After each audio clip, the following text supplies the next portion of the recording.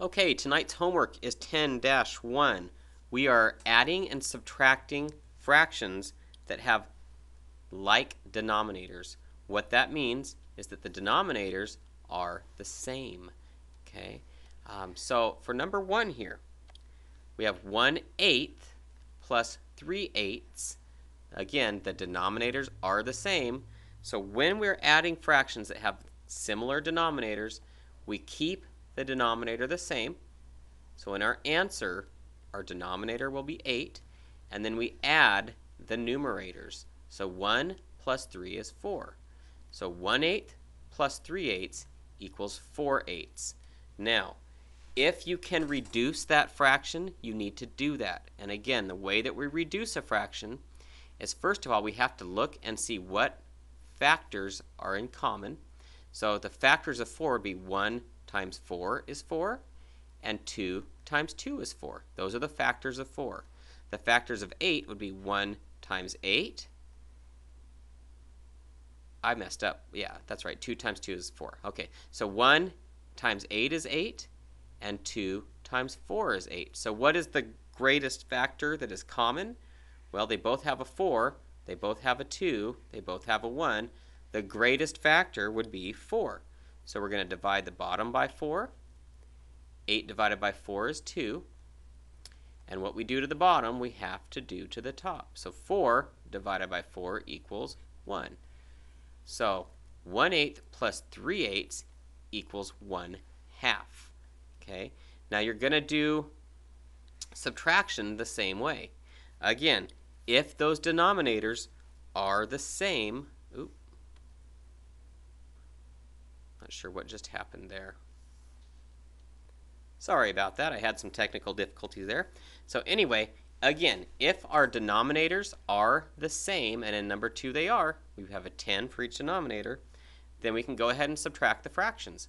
So in our answer, the denominator will stay the same. It'll be 10. And then we just take the numerators, and rather than adding them like we did in the last problem, we just subtract them. So 8 take away 1 is 7.